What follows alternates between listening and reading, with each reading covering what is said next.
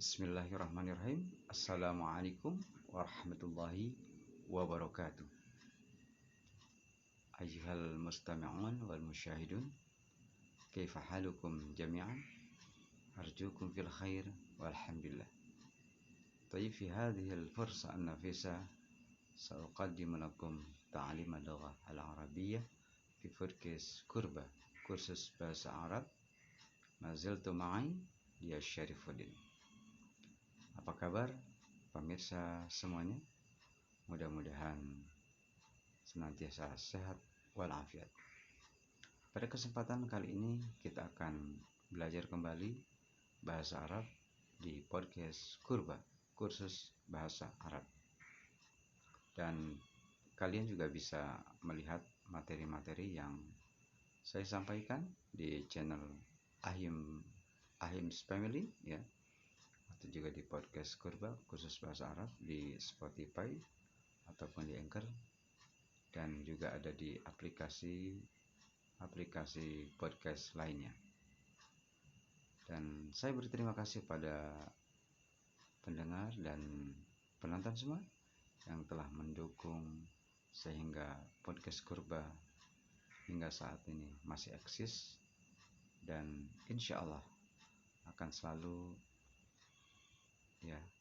saya terima saran dan kritiknya, terutama yang membangun ya khususnya, karena bagaimanapun saya dan channel Ahim's Family juga podcast Kurba tidak akan bisa didengar oleh kalian bila tidak ada dukungan teman-teman. Jangan lupa like dan subscribe. Kalau memang dirasa ini bermanfaat, kalian bisa share ke teman-teman atau share ke peminat bahasa Arab. Baiklah, pada kesempatan kali ini kita akan belajar al-mubtada wal khabar ya. Al-mubtada wal khabar.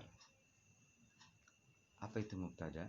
Ya, mubtada dan khabar termasuk bagian dari isim-isim marfu'. Keduanya termasuk pada pembahasan jumlah ismiyah. Dalam bahasa Indonesia bisa dikatakan bahwa mubtada itu adalah subjek dan khabar adalah predikat. Pada sebagian kitab-kitab nahwu, mubtada itu didefinisikan dengan isim marfu' yang terletak di awal kalimat. Adapun khabar adalah kata dan atau kalimat yang menyempurnakan makna mubtada. Tanpa khabar sebuah kalimat, maksud saya sebuah kalimat tidak akan sempurna. Contohnya kata at-talibu mujtahidun, artinya siswa itu rajin.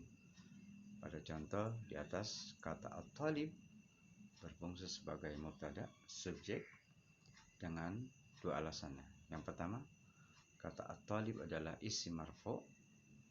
Hal itu bisa dilihat dari baris huruf akhirnya yang berbaris dhammah, dan dhammah merupakan salah satu tanda rafa'. Nanti untuk lebih pahamnya ya silakan dibaca tentang tanda-tanda i'rab, dan insyaallah juga akan saya bahas di podcast ini. Dan kedua, kata at-talib terletak di awal kalimat, maka disebut dengan al-mubtada. Adapun kata mujtahidun berfungsi sebagai khabar atau predikat karena ialah yang menyempurnakan kata at-talib. Tanpa kata mujtahidun, kalimatnya tidak sempurna. Bentuk-bentuk mubtada ya. Untuk memahami mubtada lebih mendalam lagi, berikut ini saya kemukakan beberapa contoh lagi. Misalkan ana mudarrisun, artinya saya seorang guru. Ana, ya kata ana jabatannya sebagai mubtada atau subjek karena ia terletak di awal kalimat. Namun tanda rafa'nya tidak ada karena kata ana merupakan salah satu bentuk isim dhamir yang seperti yang sudah kita bahas ya, isim dhamir ya. Dan isim dhamir termasuk isim mabni atau isim yang tetap dan tidak berubah. Adapun kata mudarrisun adalah sebagai khabar. Kemudian contoh berikutnya lagi, dzalika kitabun. Itu sebuah kitab. Kata dzalika jabatannya sebagai mubtada karena letak di awal kalimat ya. Jadi di awal kalimat namun tidak memiliki tanda rafa. Kata dzalika adalah salah satu isim isyarah yang mabni. Adapun kata kitabun adalah sebagai khabar. Nah, kata dzalika juga sudah kita bahas ya. Hadza dan dzalika. Kemudian alladzi yajtahidu fi ta'allumihi najihun fi imtihanihi. Alladzi artinya yang, yajtahidu rajin, fi ta'allumihi dalam belajarnya, najihun lulus, fi di atau dalam, imtihanihi ujiannya. Jadi kata alladzi yajtahidu fi ta'allumihi najihun fi imtihanihi. Kalau kita artikan bebas, orang yang rajin dalam belajarnya lulus dalam ujian. Kata alladzi jabatannya sebagai mubtada karena terletak di awal kalimat. Namun tanda rafanya tidak ada karena ia adalah salah satu isim mausul yang mabni atau tetap ya. Adapun kata najihun adalah sebagai khabarnya karena ialah yang menyempurnakan makna mubtada. Kemudian contoh keempat, man yata'allam yanjah. Man yata'allam yanjah. Pengarang siapa yang belajar pasti lulus. Man artinya siapa, yata'allam belajar, yanjah lulus. Kata man adalah isim syarat ya. Isim syarat hukumnya mabni, terletak di awal kalimat, maka jabatannya sebagai mubtada. Adapun ya, sebagai khabarnya adalah kata yanjah. Kemudian contoh kelima, antasumu khairul lakum. Antasumu khairul lakum. Berpuasa itu lebih baik bagimu. Berpuasa itu lebih baik bagimu. Susunannya ya ada an dan fi'il. An ya, tasumu fi'il ya, disebut sebagai masdar muawwal namanya. An plus fi'il itu disebut dengan masdar muawwal. Ketika berada di awal kalimat maka jabatannya adalah sebagai mubtada. Maka kata antasumu dalam contoh di atas adalah sebagai mubtada. Adapun sebagai khabarnya adalah khairun ya. Kata khairun. Dari 5 contoh di atas dapat kita simpulkan ketika mubtada berasal dari isim mabni maka tanda rafanya tidak ada. Oleh karena itu rafanya disebut dengan rafa mahallan atau fi mahalli raf'in ya.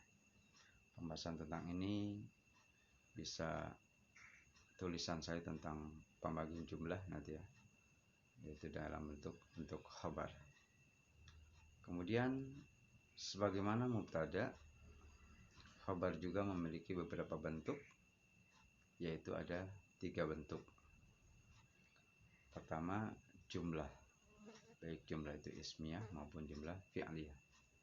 Contohnya kata Mahmudun abuhu mu'allimun. Mahmud bapaknya seorang guru. Mahmudun abuhu mu'allimun. Mahmud bapaknya seorang guru. Nah, pada contoh di atas kata Mahmud posisinya adalah sebagai mubtada. Khabarnya adalah abuhu mu'allimun. Bapaknya seorang guru. Dan ini merupakan jumlah ismiyah. Kalau begitu ia terdiri dari mubtada dan khabar. Abuhu sebagai mubtada dan mu'allim sebagai khabar. Kemudian kata al-muslimuna yusalluna fil masjid. Artinya orang-orang Islam salat di masjid. Kata al-muslimuna adalah mubtada, adapun khabarnya adalah yusalluna. Kata yusalluna adalah jumlah fi'liyah, jadi karena terdiri dari fi'il plus fa'il. Yusalli, ya, dia kata sholla yusalli adalah fi'ilnya, ya. Yusalli itu adalah fi'ilnya, dan fa'ilnya adalah wawul jamaah ya, untuk hum, ya. Sedangkan fil masjid adalah sebagai keterangan atau, ya, jar wa majrur. Fi-nya jar majrur, al masjid, ya, jar, ya, fi itu harfu jar, al masjid jar wal majrur. Jadi dia sebagai keterangan atau sebagai khabar. Kemudian yang kedua, syibhul jumlah. Ini menyerupai jumlah. Yang dinamakan dengan syibhul jumlah itu jar wa majrur. Contohnya at-talamidu fil fasli. Nah, pada contoh di atas, kata at-talamidu adalah mubtada dan fil fasli adalah sebagai khabar. Fil fasli terdiri dari, ya, fi huruf jar, al fasli majrur. Kemudian zarfun wa mudhafun ilaih. Contohnya as-sama'u fawqal ardi. Langit itu di atas bumi. Pada contoh di atas, kata as-sama adalah mubtada, adapun sebagai khabarnya adalah fawqal ardi. Fawqal ardi itu terdiri dari zarf, itu fawqa, dan mudhafun ilaihnya adalah al-ardi, bumi artinya. Yang ketiga, khabar mufrad. Maksudnya adalah khabar yang bukan berupa jumlah dan bukan pula syibhul jumlah, atau bukan bentuk di atas, ya. Contohnya al-baitu jamilun. Al-baitu jamilun.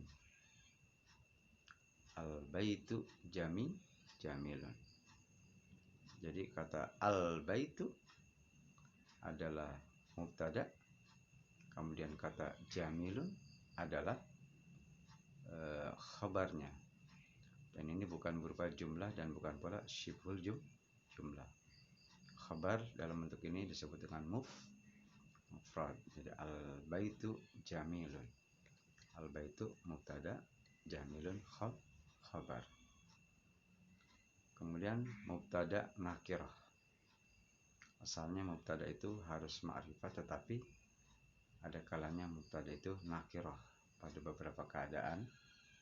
Di antaranya apabila mubtada disifati, ya. Contohnya rajulun karimun ma'ana. Rajulun karim. Rajul artinya orang laki-laki, karim mulia, terhormat, ma'ana bersama kami. Nah, pada contoh di atas, kata rajulun berada pada posisi mubtada. Bentuknya boleh dalam keadaan nakirah karena ia disifati dengan kata karim. Jika kata karim dihilangkan, maka kata rajulun harus dimakrifahkan menjadi ar-rajulu, ya, ar-rajulu. Adapun makna berposisi sebagai khabar. Kemudian yang kedua, apabila mubtada diidhofahkan kepada isim nakirah. Kitabu kitabin najin. Maaf, ya. Katibu kitabin najihun. Katib penulis, kitab berarti kitab, najih lulus. Kata katib adalah mubtada, keadaannya boleh nakirah karena ia diidhofahkan kepada isim nakirah, yaitu kitabin.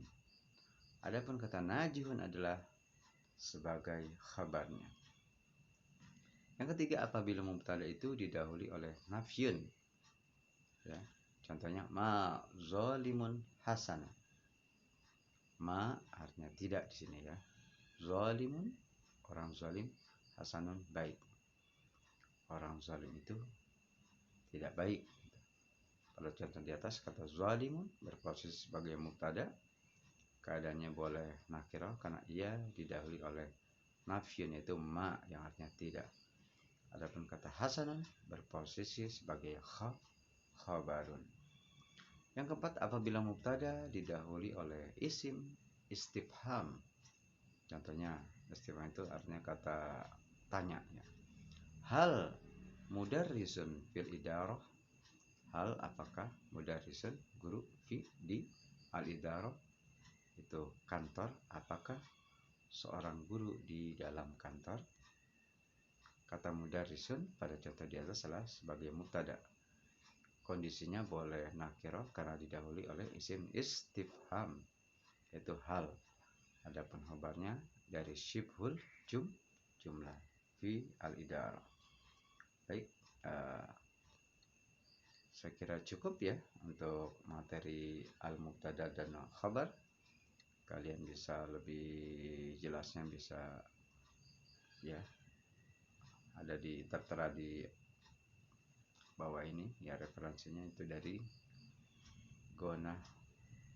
Gonahu Sorof go.blogspot.com.